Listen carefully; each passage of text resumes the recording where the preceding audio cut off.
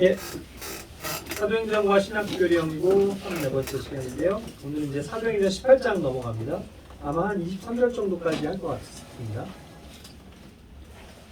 보내드릴 파일을 참고하시고요. 자, 1절에서 이제 보면은 그 아테네 이후의 여정에 대해서 담고 있습니다. 그래서 이제 아테네 지역까지 정말 유럽의 정말 본고장이라고 하는 그 그리스 문명이 가장 활발하게 꽃피우는 그러한 곳이죠. 거기 아테네에서 이제 복음 사역을 마치고 고린도로 넘어간 거예요. 자, 그럼 이제 고린도로 가는데 거기 이제 그 파일에 있는 사진 그 자료, 지도 자료도 참고하시고요. 자, 여기 이제 고린도에 대해서 조금 한번 보고 넘어갈게요. 자료들. 고린도라고 하면 이제 코린트라고 보통 얘기하고요. 왜냐면 그쪽에서 이제 코린토스라고 얘기하는 그런 지역입니다. 아테네에서 이제 조금 더 이제 남서 쪽으로 이렇게 가는데 거기에 이제 지협이 되어져 있죠. 그래서 에게 문명의 이제 마지막 그러한 코스인데 고대 그리스 도시국가고 펠로폰네소스 반도라고 그러죠, 여기를. 그래서 이제 그리스 본토와 그 펠로폰네소스 반도라고 하는 것을 이제 이어주는 그런 이제 그 지협에 위치한 곳입니다.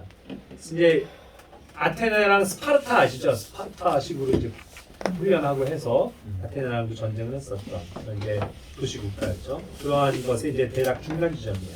그러니까 아테네는 어떻게 보면 이제 본 그리스 문명의 핵심 지역이고 유럽 쪽으로 올라가는 거고, 그 조금 더 남서쪽에 있는 그 에게 지역을 에게해에 붙은 이제 에게 문명이라고 보통 얘기를 하거든요.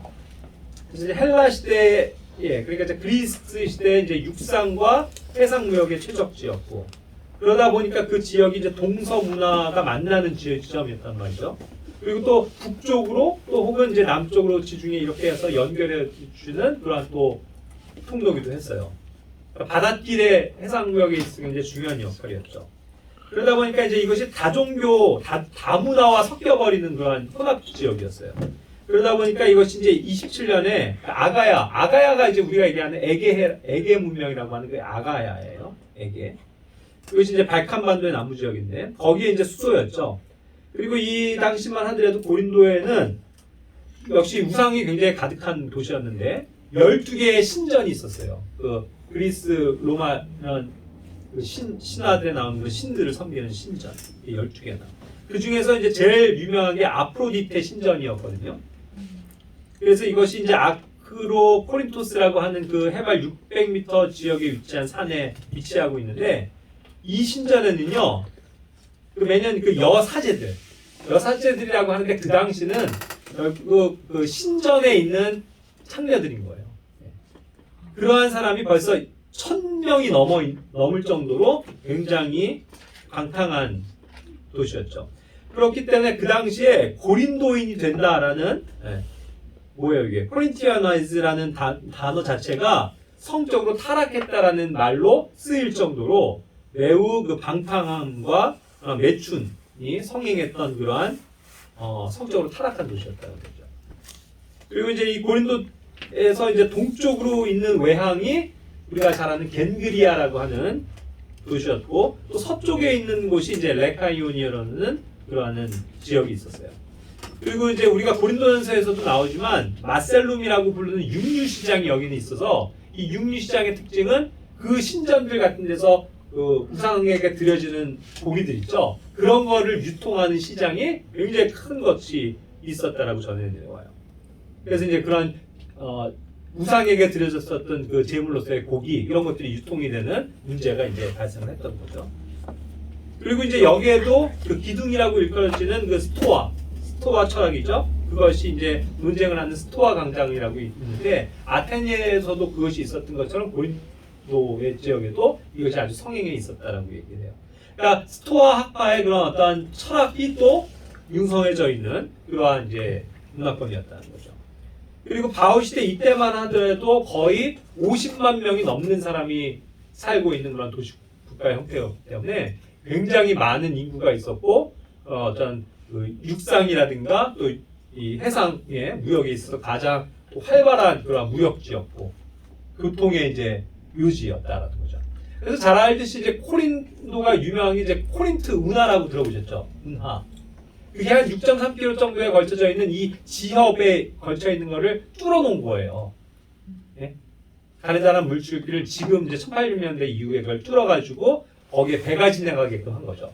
그러니까 이제 이 펠로폰네소스 반도라는 것은 이 그리스가랑 이렇게 맞붙어 있어서 여기 이렇게 튀어나와 있기 때문에 위쪽 지중해 쪽에서 올라올 때 그 뭐 유럽을 바로 여기를 딱 간통해서 가면 되게 빠른 길인데 안 그러면 이렇게 돌아서 가야 되거든요. 그러니까 이제 여기다가 이제 근대에 와서는 그 운하를 만들어 놓은 거죠. 그래서 이제 그런 자료들에서도 확인을 하시기 바랍니다. 자, 이런 도시예요. 굉장히 큰 도시였다. 그래서 로마 제국이잖아요. 이때가 로마가 다스리는 이 시대에 로마 다음으로 가장 크고 문화적으로도 융성한 그러한 도시였다는 거죠. 자, 이런 곳에 이제 바울이 간 겁니다. 자, 그런데 이제 바울이 이 고린도로 갔을 때 그 폰투스라고 하는 그 출생인 유대인 아굴라라는 사람을 만나게 된 거예요. 그리고 아굴라의 부인이 브리스길라였죠. 예. 근데 이들을 거기 고린도에서 만나는데 우연히도 왜 그러냐면 이 사람들은 원래 이 로마 지역에 살고 있었던 부부예요. 크리스찬들이에요.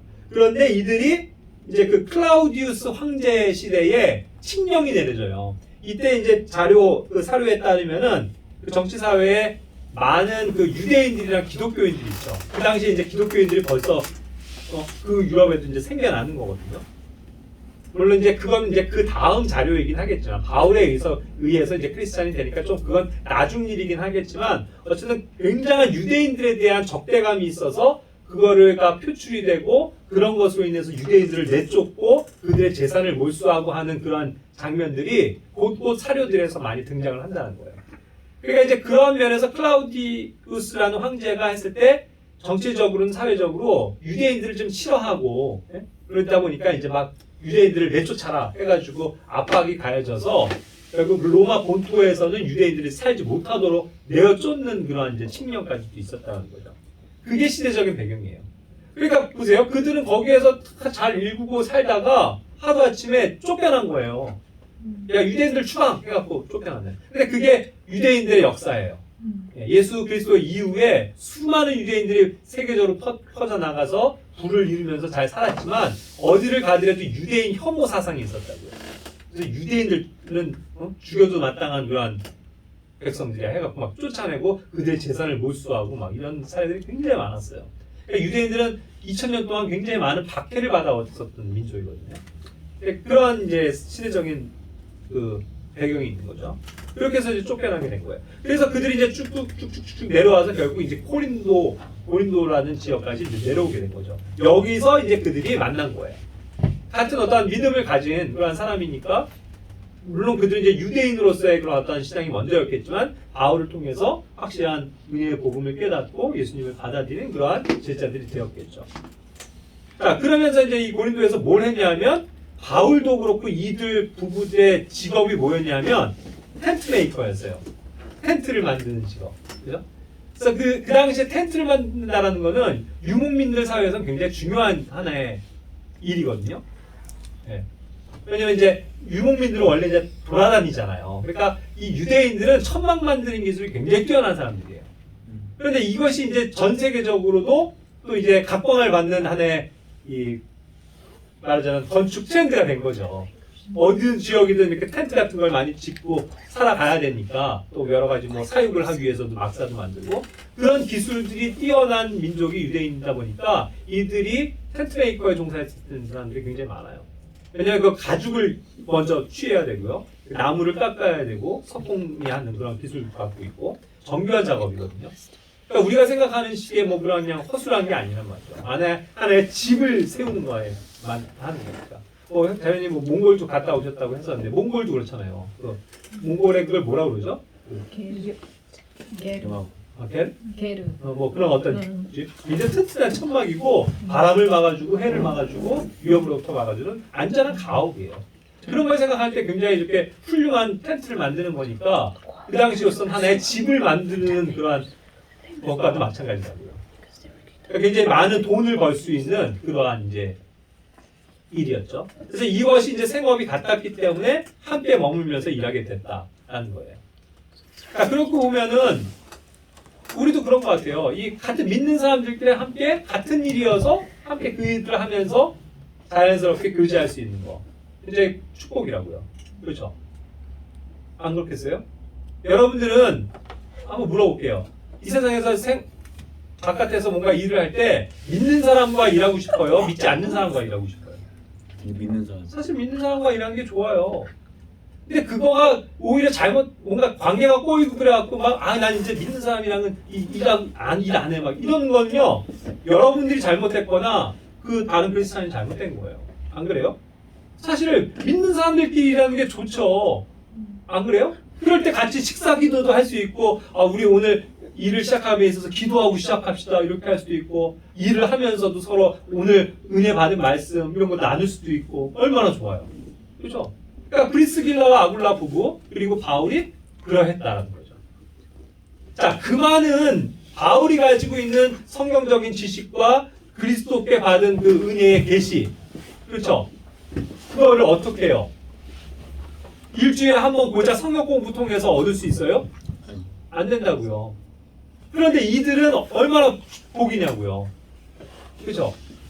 함께 그들이 매일 같이 이걸 만들다 보니까 만들면서 말하잖아요. 다 이 하나님의 나라라는 거 말이죠. 하면서 설명해주고 예수 그리스도께서는 이렇게 이러한 삶을 사셨습니다. 하면서 쫙 얘기를 얼마나 좋아.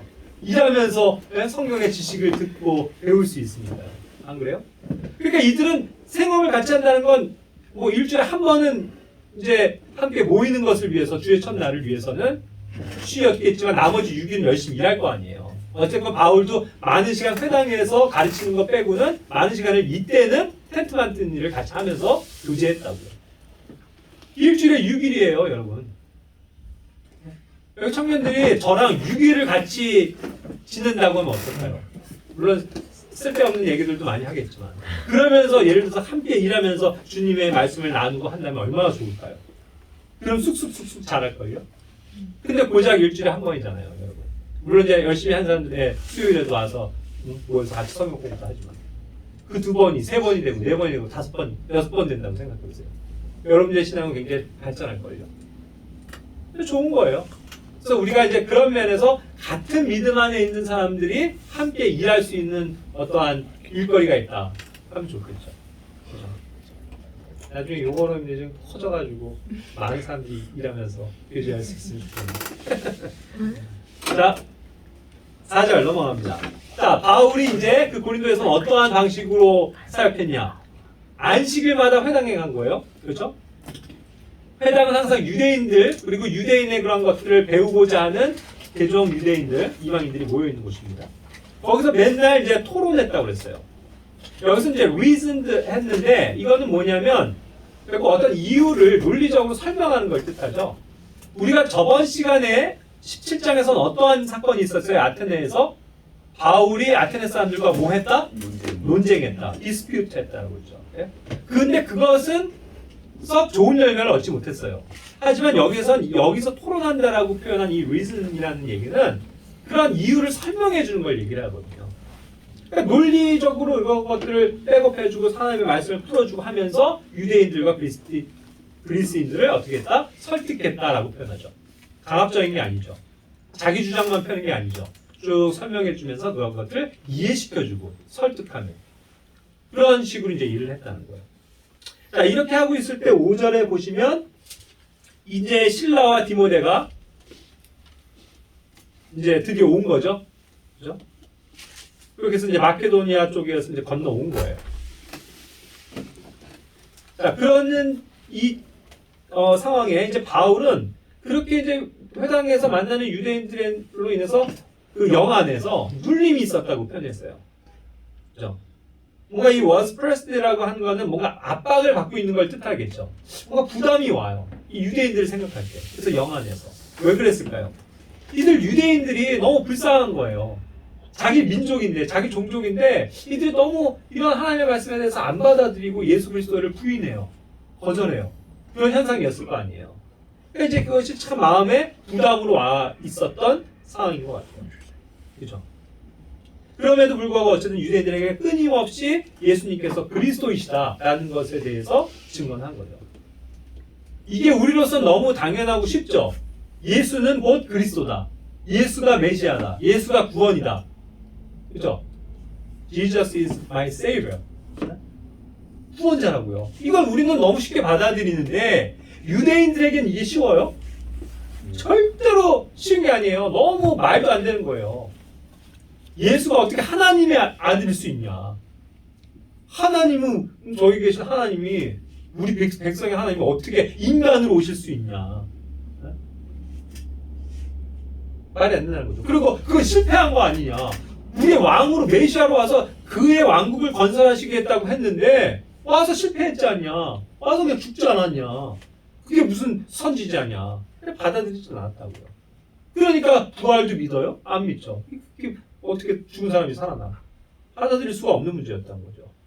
그러니까 민족적인 영역에 있어서 봤을 때. 그러니까 얼마나 답답했겠어요, 바울이. 그런 면에서 이제 어떤 눌림이 있었다라는 것이죠. 그러면서 그들이 이제 반응이 이렇게 나타나는 거예요. 6절에 보면. 예? 유대인들이 그냥 스스로 반대했다고 그랬어요.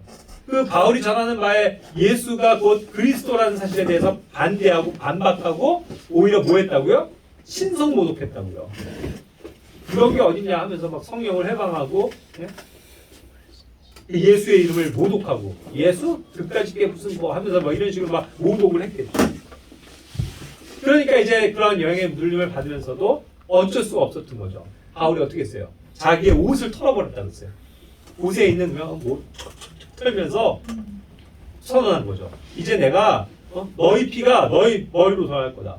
내가 이토록 그리스도에 대해서 얘기했지만 너희가 받아들이지 않았으니 너희 피, 너희 죄가 너희 머리로 돌아갈 거다. 하지만 나는 깨끗하다. 왜? 나는 분명하게 여러 번이나 걸쳐서 이걸 얘기했으니까. 그러니까 이제 받아들이지 않은 건 너네 잘못이다. 선언하는 거죠. 그래서 이제부터는 내가 너네에게 얘기 안 하고 이방인들에게로 건너가서 그들에게 전할 거다 하고 단절을 선언하는 거예요. 이 부담이 얼마나 컸겠어요. 근데 나중에 뭐 로마서나 뭐 다른 데서도 보면 알지만 이 바울이 유대인에 대한 자기 종족에 대한 어떠한 정말 사무치는 이 뭐랄까 안타까움과 애정과 그거는 굉장히 크죠. 그렇죠. 그래서 자기가 정말 멸망할지라도 내가 우리 친족 이스라엘 백성을 후원할 수 있으면 좋겠다. 이렇게까지 표현했다고요. 그렇죠? 그러니까 그 마음을 닫은 건 아니지만 결국 현실적으로는 여기 고린도에서는 이러한 현실 때문에 더 이상 나아가지 못했던 거죠. 자, 그러면서 이제 7절에 그래서 회당을 떠났습니다, 바울이. 그런데 보면은 하나님께 경배하던 유스도라는 사람을 만나고 그 사람의 집으로 들어간 거예요. 근데 여기서 유스도는요, 하나님께 경배하던 유스도라는 표현으로 봐서는 결국 이방인임에도 불구하고 그 회당에 와서 하나님을 경배하는 그러한 유스투스라고 부르는 그러한 어떤 이방인이었다는 거죠. 근데 이런 사람은 오히려 마음이 열려 있어요. 그래서 바울의 말을 듣고 그를 이제 초청해서 자기의 집으로 데려가게 되죠. 그래서 거기에 묵게 돼요. 근데 이게 공교롭게도요, 그 사람 유스도의 집이 어디 있었다고요? 딱 그 유대인의 시나고그 회당 바로 옆에 붙어 있는 거예요. 그러니까 너무 좋죠. 바로 이제 가면 회당이니까. 이런 어떤 그 한해 그 지리적인 그 효과, 그죠? 회당과 근접한 효과로 인해서 그 바로 옆에 있는 회당이 항상 있으니까 들락날락 하다 하면서도 누굴 만나게 되는 거예요? 회당에 있는 사람들 만나게 되는 거죠. 그럴 때 이제 8절에 보면 그 회당을 지키고 관리하고 인도하는 그런 랍비죠. 그런 우두머리 치리자라고 얘기하는 그리스고라는 그 유대인을 만나게 되는 거죠. 바로 옆집입니다. 그래서 그 시간을 통해서 그 그리스고가 드디어 믿은 거예요. 네? 그리고 자기만 믿었을 뿐만 아니라 자기 온 집을 다 듣게 해가지고 믿게 되죠. 그렇죠. 그러니까 함께 다 주님을 믿게 된 거예요. 그리고 또 거기에 증언하기를 고린도 사람들 중에 많은 사람들이 또 듣고 믿었다. 그래서 침례를 받았다. 이렇게 얘기하죠. 놀라운 일이 생긴 거예요. 계속 끊임없이 바울은 회당에서 어쨌든 그들이 뭐 마지막에는 이제 단절했지만 끊임없이 복음을 전하고 했는데 결국은 그 일로 인해서 그 회당의 그 우두머리 지지자 크리스포와 그 가족이 믿게 되고 또 그 주변에 있는 많은 고린도 사람들이 예수님을 믿고 침례를 받게 됐다는 거예요. 항상 복음의 능력은 그 상상하는 것과는 다르죠. 아 이제 끝났어 했지만 사실 그 주변에 있는 많은 사람들이 또 믿게 된 거예요. 그러면서 하나님께서 바울을 힘있게 하시고 위로하시죠. 그 장면이 9절에서 10절인 거예요. 이제 주님께서 환상에 나타나셨어요. 밤에 환상적으로 딱 나타나셔가지고 바울에게 이제 나타나서 말씀하시기를 뭐라고 했냐면 두려워하지 마라. 잠잠히 하지 말고 말해라. 담대하게 말해라. 고린도 사람들에게 말해라 이거죠. 왜? 내가 너와 함께하고 있다.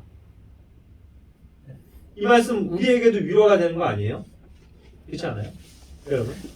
한번 거기 있는 대로 한번 읽어보실래요? 10절? 아니 9절 10절? 그때 주께서 밤의 환상으로 바울에게 말씀하시되 두려워하지 말며 잠잠하지 말고 말하라. 내가 너와 함께 있음에 아무도 너를 공격하여 치지 못하리니 내게는 이 도시에 많은 백성이 있느니라 하시더라. 두려워하지 마라. 담대히 말해라. 이 도시에는 나의 사람들이, 나의 백성들이 많다. 바울은 알지 못했지만 주님의 그러한 선택을 받은 그런 믿음을 가질 만한 그런 사람들이 많이 있었다는 거죠. 하나님께서 그걸 아신 거예요. 그래서 고린도에서 그렇게 일하게 하신 거예요. 오랜 시간. 그러니까 우리가 하는 일에 대해서 회의하거나 실망할 필요가 없어요. 우리 주변에 우리가 어쨌든 방금 그랬잖아요. 바울이 있는 그 옆집이 회당이었다고요. 그래서 그 옆집에 있는 사람들이 믿게 되잖아요. 회당장이. 그죠? 우리 주변에 믿지 않는 가족들, 이웃들, 우리가 소망을 가져야 된다고요. 항상 끊임없이 주님의 말씀에 의지해서 말씀을 나누고 할 때에 그들이 또 구원받는 역사가 있게 된다는 거죠. 그래서 이제는 아무도 너를 공격하여서 해치는 못할 거다. 그전에는 해치려고 했었죠. 끝까지 따라와가지고 막 데살로니가도 그렇고 막 베레아도 그렇고 막 쫓아와갖고 막 죽이려고 난리를 쳤잖아요. 그런 것도 경험을 했는데 고린도에서는 아니다. 두려워하지 마라. 너를 공격하지 못하게 내가 막겠다. 그리고 이 도시에는 많은 나의 백성들이 있다. 이렇게 하나님께서 말씀해 주신 거죠. 그러니까 바울이 얼마나 힘을 얻었겠어요. 실망하고 힘들어하고 있을 때 이와 같이 주님께서 말씀하시는 거죠. 물론 이때는 이제 환상이 있는 그런 기적의 시대이기 때문에 환상을 보지만 우리는 그건 아니잖아요. 그러니까 우리는 뭐로 힘을 얻어야 돼요? 하나님의 말씀으로 힘을 얻어야 돼요. 눈이 감기고 있습니다. 하나님의 말씀으로 힘을 얻어야 돼요. 자, 11절. 그래서 이제 그 이후로도 바울이 거기서 1년 6개월을 머무는 거예요. 1년 6개월이면 바울의 사역에서 굉장히 긴 시간이에요. 그 기간을 계속 머물면서 하나님의 말씀을 고린도 사람들에게 가르친 거죠. 그래서 순탄하게 어쨌든 고린도에 많은 이제 복음이 열리겠죠. 그렇게 하나님께서 하신 거죠. 자, 그러는 와중에 이제 12절에 또 하나의 이제 사건이 일어나요. 뭐냐면 이 아가야 지역의 새 총독으로 누가 부임을 했냐면 갈리오라는 사람이 부임을 했대요. 갈리오. 그런데 이제 뭔가 정치가 바뀌는 거잖아요. 그 전에 있었던 사람이 물러나고 뭔가 새로운 사람이 오니까 그러한 변화하는 시점에 뭔가 자기들이 주장할 것들을 막 요청하고 하는 것들이 이제 사회적으로 일반적인 현상이죠. 그러다 보니까 이제 이를 갈고 있던 유대인들이 어떻게 하는 거예요? 한 마음이 돼가지고 바울을 막 대적하고 폭동을 일으킨 거예요. 그래갖고 그를 붙잡아가지고 재판석으로 데려간 거예요. 갈리오 앞에 새로 부임한 총독에게. 그래갖고 이제 막 거짓 고성을 하는 거죠. 그래서 13절에 보시면 여기에 뭐라고 그랬냐면 이자가 율법을 어긴다라고 이제 율법이라고 얘기했죠. 근데 방금도 김석수 형님 이제 말씀하셨처럼 이 신약 성경에서는요, 너 로라고 하는 거를 율법이라고 무조건 번역해서는 안 되는 영역들이 있어요. 그러니까 저도 여기에서는 이걸 율법이라고 할 것이 아니라 그냥 법이라고 얘기해야 된다고 생각해요. 너 로. 지금 이들은요, 율법 가지고 얘기하는 게 아니에요. 생각해보세요. 고린도 아가야는 아가야 지역에 법이 있죠.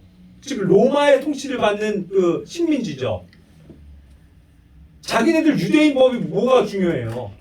그게 통해요? 사회적으로? 안 돼요. 그런데 재판석에 끌고 가서 이 사람이 율법을 어지럽히는 자입니다 하면 뭘 얘기를 하는 거예요? 정신 나간 소리 하는 거죠. 무슨 지네들 법 가지고 얘기하고 있어. 야 나가 이렇게 되잖아요. 그러니까 여기서 얘기한 이들이 말한 법이란 그냥 법이에요. 율법이 아니고 거짓 고소하기 위한 거죠. 그렇죠. 정치적으로 선동해서 바울을 딱 잡아놓고 이 사람이 아주 법을 어기는 아주 나쁜 놈입니다. 이렇게 되는 거죠. 그래야 재판관이 보고 그래? 너 무슨 죄를 졌어? 이 사람이 뭐라고 얘기했어? 이렇게 될 거 아니에요. 그러니까 이제 그렇게 고소를 했는데 예?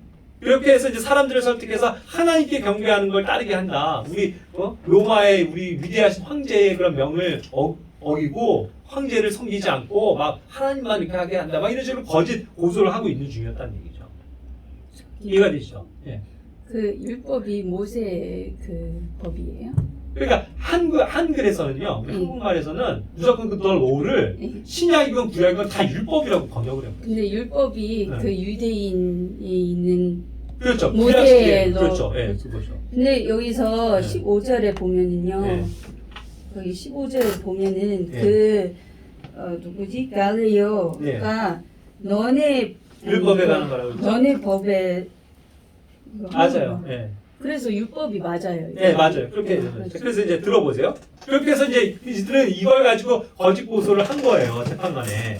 그런데 이제 방금 아주 잘 지적을 해줬는데 14절에 거기서 바울이 변론하고자 할 때 어떤 현상이 나타나면 갈리오가요. 이 상황을 알아챈 거예요. 얘네가 지금 얘기하는 이 문제는 자기네 그 로마법에 대한 얘기가 아니고 뭐예요? 자기들 그 유대인들의 법 가지고 지금 얘기하고 있는 거구나 알아차린 거예요. 이해가 되시죠? 그래서 뭐 유대인들에게 이제 그 사람들에게 얘기하는 거예요. 만일 이것이 이 사람 문제가 우리 법에 부당한 일이라든가 사악하거나 뭐 음탕한 죄를 졌다든가 하는 문제라면 그건 진짜 자기들이 다뤄야 되는 문제죠. 사회법상. 그렇죠. 그러니까 그거는 내가 참고 들어야 할 이유가 있겠지만 지금 너네가 말하고 지금 너네들이 싸우고 있는 거는 너네들의 유대인들의 말과 명칭과 그 너네 법, 율법에 관한 문제라면 뭐라고요? 나는 그거 관여 안 해. 니들이 그냥 알아서 해. 이렇게 돼버린 거죠. 이해가 되시나요? 그렇게 해서 이 갈리오는 알아차린 거예요. 그래서 이 문제가 진짜 자기네 그 로마법에 대한 문제가 아니고 로에 대한 문제가 아니고 자기들이 얘기하는 그 율법 문제 가지고 싸우고 고소한다는 거 아니까 니들이 알아서 그냥 해. 니들 자치권 있잖아. 이런 종교적인 일들은 이렇게 돼버린 거죠. 그래서 그냥 그들을 내쫓아버렸어요. 자, 그렇게 이제 되니까 이제는 정식적인 재판으로 문제가 될 건 아니죠. 그러니까 17절에 어떻게 한 거예요? 거기 있던 이제 모든 그리스 사람이라고 했는데 그게 결국 그 유대인들에게 선동을 당한 그런 이제 무리들이겠죠. 이 사람들이 이제 막 손을 펴면서 이거 뭔가 이거 회당에서 일어난 문제고 유대인들과 문제니까 유대인들 책임질 만한 사람 잡아갖고 좀 족쳐야 되겠어 이런 거죠. 그래갖고 이제 거기에 있는 또 다른 회당에 거기는 이제 회당에는 우두머리 치리자라고 할 수 있는 그런 랍비들이 한 명만 있는 건 아니거든요. 복수로도 엄연히 있을 수 있죠. 그래서 또 한 명인 소스테네스라고 하는 사람을 붙잡아 온 거예요. 그래서 그 재판석 앞에서 어떻게 했다고요? 그를 막 때렸다고요. 법도 없이 때리는 거예요. 막 자기네 법에 의해서 이 사람들이 유대인들이 막 손을 폈다 이런 죄목으로. 그러니까 갈리오가 그걸 봤어요, 안 봤어요? 보고 있죠. 그런데 말려요? 안 말리잖아요. 이거 지들이 그냥 율법, 그냥 맨날 무슨 하나님 뭐 이런 거 얘기하는데 지들이 알아서 하라고 하면서 그냥 상관도 안 하고 뭐예요? 시시방동. 방관하는 거죠. 시시방관하는 거죠. 그렇죠? 그런 상태가 지금 된 거예요. 그러니까 항상 유대인들은 선동을 해가지고 그 지역에 있는 그리스 사람들이나 이런 사람들을 선동했었죠. 항상 데살로니가에서도 그렇고 베레아에서도 그렇고 선동해가지고 막 그런 사람들 유대인들 자기네들이 생각하는 거에 뭔가 반대가 되니까 거짓 모함해가지고 바울을 위험에 빠뜨리고 거짓 고소하고 그랬었잖아요. 항상 그런 방식이었던 거죠.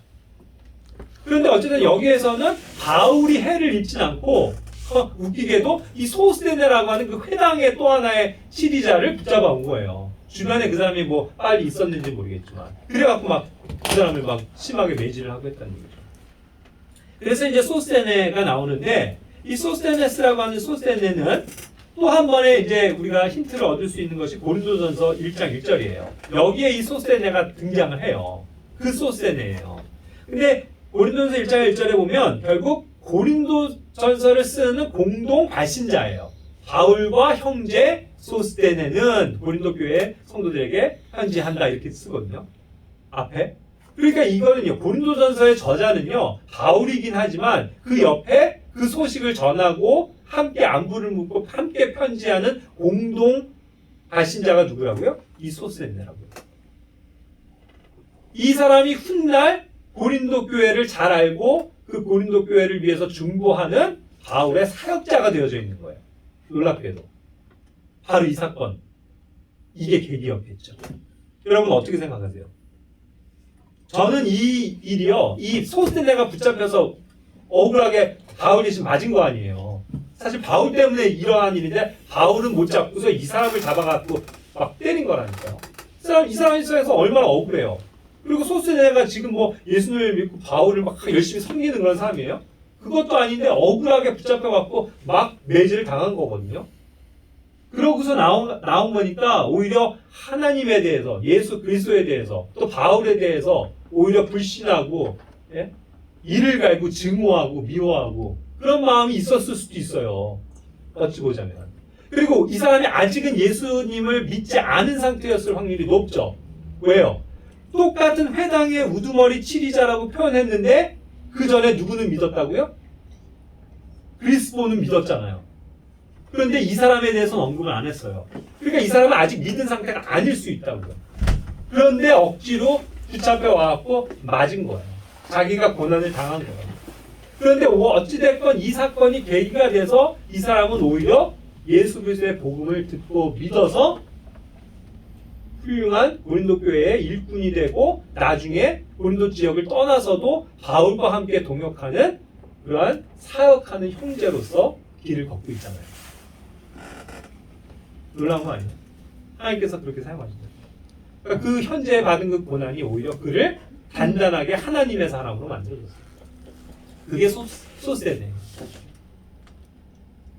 그러니까 우리도 뭔가 그러한 어떤 극적인 반전이 있는 삶이 좀 됐으면 좋겠어요.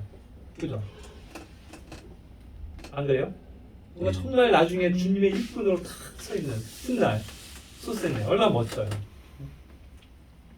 근데 그러한 어떤 일련의 모진 풍파를 겪었었던 인물이 바로 이 소스데네다라고 할 수 있는 거죠. 자, 그래서 이제 18절 넘어가는데 이 일 뒤에도 이제 바울은 거기서 꽤 오래 머물렀다고 했어요. 그래서 아마도 2년 정도는 아마 계속 있었던 것 같은데. 그래서 이제 형제들과 작별하고 거기서 이제 배를 타고 이제 시리아로 들어가게 되죠. 예. 이게요, 왜 그러냐면 이제 그 먼 육로를 따라서 다시 가게 되면 너무 오래 걸리니까 이제 바로 배 타고 다른 지역으로 빨리빨리 이동을 하는 거예요. 이제 그게 이유가 나와요. 자, 그렇게 가는데 이제 브리스길라와 아굴라도 이제 그와 함께 갔다 그랬죠. 자, 보세요. 물론 이제 브리스길라와 아굴라는 원래 살던 그 곳에서 쫓겨난 거 아니에요. 그러니까 원래 본토를 잃어버리고 자기가 가진 기업과 이런 것을 다 읽어놓은 것들 다 빼앗긴 채 쫓겨났으니까 어떻게 보면 훌훌 털고 어디로도 갈 수 있는 그러한 자유함이 있었을지 모르겠지만 이들이 잘 먹고 잘 살기 위해서라고 하면 고린도 같은 대형 도시에서 편하게 살 수도 있었을 수 있어요. 천막 만들면서 계속. 그렇지 않아요? 그런데 누굴 따라가요? 바울 따라가요. 이들은 그래서 평생을 바울과 함께한 사역자였다. 바울과 함께 갔다. 이게 중요한 거예요. 우리도 그때도 한번 제가 질문한 적이 있습니다만 바울과 함께 지금 우리 앞에 바울이 있어서 바울이 함께 복음을 전달합시다 하면서 할 때 우리가 그를 따라서 함께 갈 수 있을까요? 이들은 바울을 택했어요. 이 세상에서의 안착을 생각하지 않고 그래서 나중에 브리스길라와 아둘라는 로마 교회로 어디 가면 굉장히 좋은 선한 영향력을 미치는 훌륭한 부부로서 또 교회의 일꾼들로서 평생을 살게 됩니다. 그렇죠?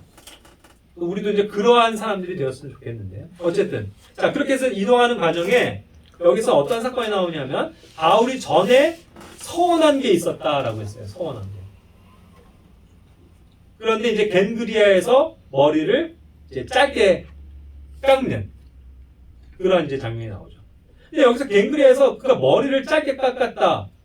여기서는 having shown이라고 했는데 머리를 왜 잘랐지? 이렇게 생각이 되잖아요. 근데 이거에 대한 궁금증들이 많이 있어서 그걸 이제 풀이를 하신 분들이 많이 있는데 대다수는 이렇게 얘기를 해요. 이거는 아마도 바울이 그 전에 나시린으로서의 어떤 서원을 했었을 것이다. 그리고 서원이 종료됨으로써 이제 종료가 됐기 때문에 머리를 잘랐을 것이다라고 얘기하는데 글쎄요, 저는 조금 다른 시각이에요.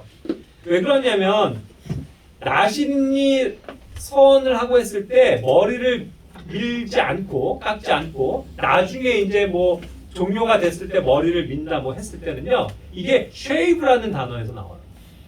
쉐이브.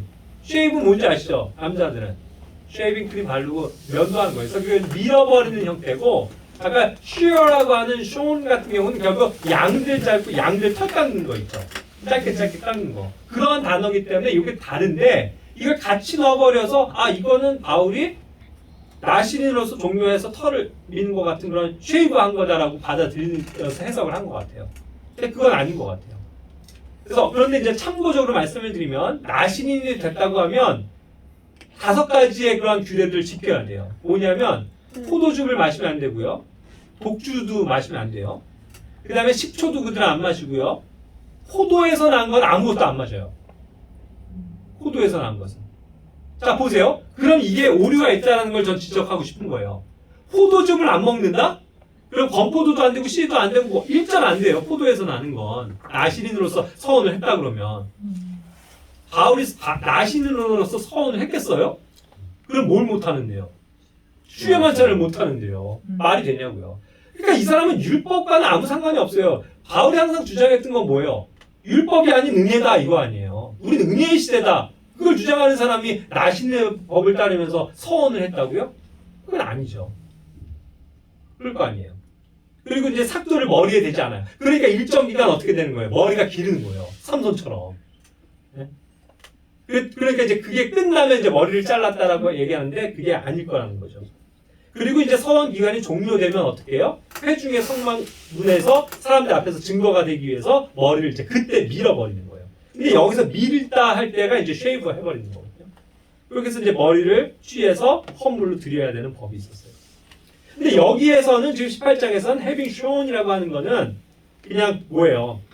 갱그리아에서 그의 머리를 이렇게 짧게 깎았다는 거거든요. 그러니까 오히려 어떻게 보면 뭔가 우리도요. 뭔가 머리를 탁 남자들이 딱 자르고 하는 건 뭔가 결연한 상태라든가 그런 걸 보여줄 때 그러죠. 오히려 그런 어떤 거를 보여주는 것일 수도 있다는 생각이 들어요. 어쨌든 그 나시린의 법과는 아무런 상관이 없었을 것이다라는 건 당연한 추측이고요. 그죠? 왜 그러냐면 어쨌든 율법과 상관없는 경륜과 삶을 산 바울에게 있어서 서원 자체가 무의미하다. 그죠? 그러니까 오히려 그냥 머리를 짧게 자르고 내가 이제 완전히 그 고린도 교회가 특히 그랬잖아요.